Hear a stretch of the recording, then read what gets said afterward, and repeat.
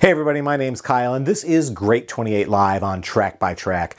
Every day this month I'm picking one of my 28 favorite live albums and posting a short video highlighting what I think makes it great. Alright, so if you've been watching this channel for any amount of time, there's a few acts that you probably would expect me to include in the Great 28 Live, and Nine Inch Nails is certainly one of them. Since the release of their first album, Pretty Hate Machine, back in 1989, Nine Inch Nails quickly became and remained one of my favorite bands.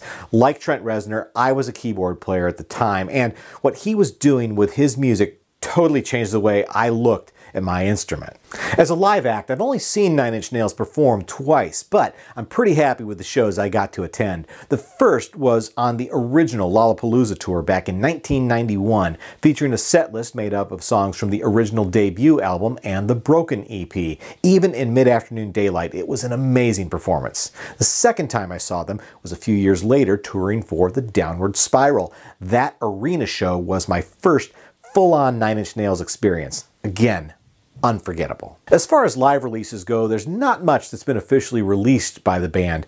Just one live album and 2 DVDs. But Reznor has long enjoyed rewarding his fans by making additional live material available online for those intrepid enough to track it down. There's multiple high-quality quote-unquote bootleg videos out there of Nine Inch Nails live shows, which are well worth tracking down. But for Great 28 Live, I'd like to avoid the inclusion of ROIOs because that's a bit of a Pandora's box. That could be a series in and of itself. So let me instead focus on the one official live album to be released by Nine Inch Nails so far, and that's 2002's And All That Could Have Been.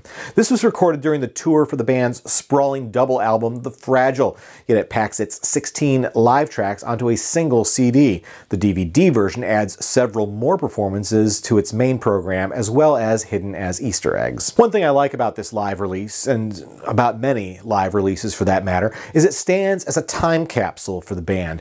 This album represents who Nine Inch Nails was just after the turn of the century. The set list offers a nice sampling of the 4 core Nine Inch Nails studio releases up until that point, and also hints a bit at how Reznor was evolving as a musician. Today, Trent Reznor and Nine Inch Nails are well known for their instrumental music, but it was truly the album The Fragile where fans started to see that side emerge.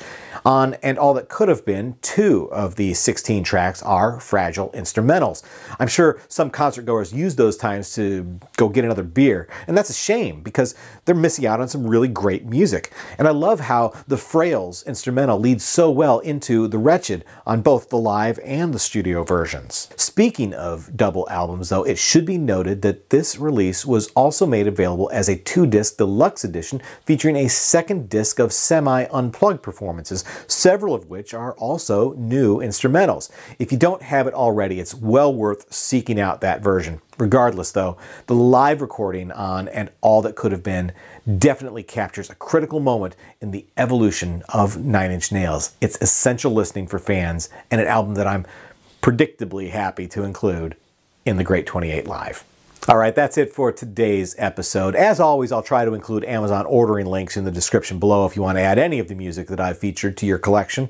And before you go, please take a second to click subscribe so that you don't miss the next episode of Great 28 Live, as well as many more videos to come. Once again, my name's Kyle, and this has been Track by Track. Thanks for watching, and I'll see you next time.